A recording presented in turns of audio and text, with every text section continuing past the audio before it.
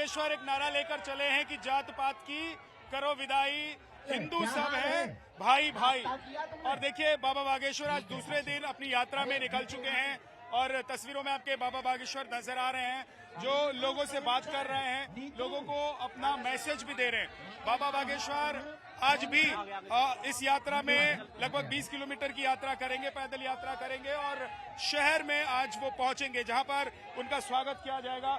और लगातार जहां से भी वो गुजर रहे हैं बड़ी संख्या में उनको समर्थन मिल रहा है, लोग उनके साथ इस यात्रा में शरीक हो रहे हैं और मैसेज एक ही है कि सबको एकत्र होना है, एक साथ आना है। यानी कि हिंदुओं को लेकर, सनातनियों को लेकर एक संकल्प जो लेकर निकले हैं बाबा बागेश्वर, उसको सिद्धि तक पहुंचाने के लिए इस यात्रा को आगे बढ़ाया जा रहा है। 160 किलोमीटर की यात्रा है, लेकिन जैसे जैसे दिन आगे बढ़ते जाएंगे इस यात्रा में नए नए लोग अलग अलग जगहों से, अलग अलग इलाकों से आकर शरीक होते चले जाएंगे। अभी आप तस्वीरों में देख रहे हैं कि बाबा बागेश्वर हैं और यहाँ पर बहुत सारे साधु संत बाहर से भी आए हुए हैं जो शरीक हो रहे हैं। हमने देखा था कि कल प्रदेश अध्यक्ष यहाँ पर मौजूद थे, इसके अलावा कई पॉलिटिशियंस भी इस यात्रा में शामिल हुए थे। बाबा बागेश्वर को लेकर ये भी सवाल उठाए गए कि बाबा बागेश्वर एक राजनीतिक यात्रा ये कर रहे हैं, जबकि सीधा और साफ संदेश बाबा बागेश्वर की तरफ से रहा है कि ये उनका कोई पॉलिटिकल उद्देश्य वाली यात्रा नहीं है, बल्कि वो लोगों को सिर्फ एक करने के लिए निकले हैं। जात पात की जो है वो विदाई करनी है, सभी हिंदुओं को भाई भाई जो हैं वो एक साथ लाना है, इस संकल्प के साथ वो निकले हैं। और आप तस्वीरों में देख रहे हैं कि हाथ में ध्वज लेकर बड़ी संख्या में आगे पीछे चारों तरफ लोग उनके साथ इस यात्रा में चल रहे हैं और संदेश पूरे हिंदुस्तान को दिया जा रहा है। बाबा बागेश्वर अपने दूसरे दिन की यात्रा पर निकल चुके हैं। पहले दिन लगभग 20 किलोमीटर की यात्रा हुई, आज छतरपुर शहर तक ये यात्रा पहुंचेगी और वहां पर मैंने सुना है कि मुस्लिम समुदाय के कुछ लोग भी आपका स्वागत करने वाले हैं। आप हिंदू एकता के लिए निकले हैं और मुस्लिम लोग भी जुड़ रहे हैं। नहीं, अगर वो आना चाहें तो बेझिझक आ सकते हैं, उनसे क्या बुराई है। हमने तो स्वागत किया है, आओ तो वेलकम, ना आओ तो भीड़ कम।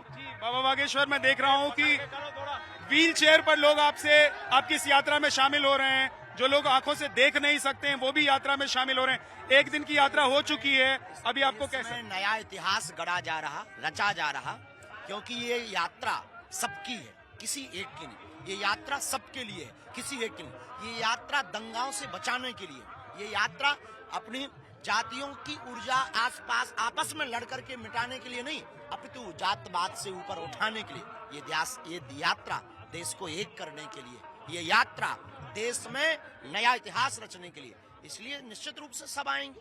आपके कुछ विरोधी कह रहे हैं कि आपके कुछ राजनीतिक सपने हैं, उसको साकार करने के लिए आप यात्रा पर निकल। अभी तक तो नहीं है, उन विरोधियों का नंबर दे देना, अगर होगा तो हम उन सपनों को उनके फोन लगा के बताएंगे। हमसे बेहतर हमारे चाचा हमें जानते हैं, हमारा कोई राजनीतिक वो नहीं। और एक चीज ये भी कहा गया कि जो यात्रा आप निकाल रहे हैं ये यात्रा कभी भी फट जाएगा और इससे नुकसान सनातनियों को होगा। उनके जलसा निकलते हैं, ताजिया निकलते हैं, तब नहीं होता है।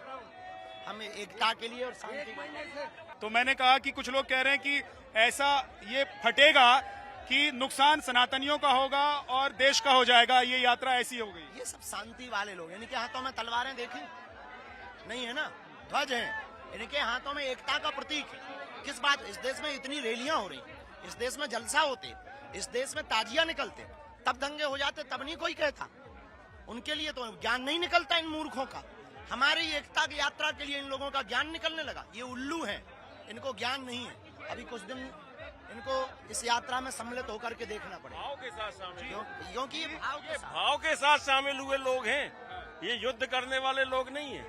यहाँ ये बुद्ध वाले लोग हैं, ये युद्ध वाले नहीं है, ये भाव के साथ शामिल होने वाले हैं। एक चीज ये है कि ऐसा महसूस होता है कि जिन राज्यों में घुसपैठिए या बांग्लादेश से आए हुए लोग बहुत ज्यादा संख्या में पहुंच गए हैं, जहां की ज्योग्राफी बदली जा रही है, वहां पर आपकी ज्यादा जरूरत महसूस होने लगे, उन राज्यों में जाएंगे आप? बिल्कुल जाएंगे, आप करवाओ व्यवस्था, हम चल पड़ते। आपका चैनल संपन्न, आपकी ये यात्रा मध्य प्रदेश तक रहेगी। टाइम्स हमारा बहुत प्रिय है, आप लोग जो है बेझिझक यात्रा की व्यवस्था करवाओ, हम चल देंगे। बाबा बागेश्वर, मेरा सवाल ये है कि देश बहुत बड़ा है और कई सारे राज्यों में आपकी जरूरत है, कहाँ कहाँ आपकी यात्रा पहुँचने वाली है? हम केवल यह यात्रा प्रतीकात्मक निकाल रहे हैं। ये देश बड़ा है, इस देश में संत बहुत हैं, महंत बहुत हैं। हमारे साथ में महंत राजू दास जी भी हैं, जो विस्फोटक बाबा है, बहुत अद्भुत है। हिंदुत्व के लिए कट्टरता से बोलते हैं। इस देश में शंकराचार्य हैं, इस देश में महामंडलेश्वर हैं, इस देश में हिंदू राष्ट्रवादी विचारधारा के लोग हैं।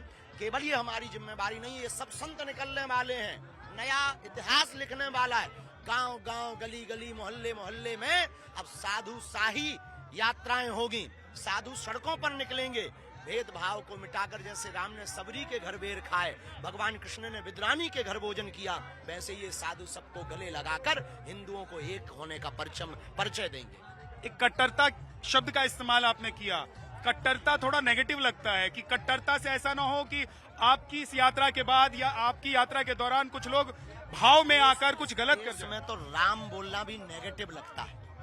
कट्टरता का मतलब संकल्पवान बनना है, कट्टरता का मतलब दृढ़वान बनना है, कट्टरता का मतलब बहकना नहीं है, कट्टरता का मतलब काटना नहीं है। ये मूर्खता है। हम काटने पे भरोसा नहीं करते, जोड़ने पे भरोसा करते हैं। ऐसा कल बयान आया कुछ लोगों का कि आप भी योगी आदित्यनाथ की तरह मुख्यमंत्री बनने का ख्वाब देख रहे हैं। अब अभी तो हमने सपना देखा नहीं है, और अगर देख भी लेंगे तो कौन सा उनके आंखों से देखना है। हनुमान जी कभी आपको सपने में कहते हैं कि बेटा तुमको राजकाज में भी जाना है?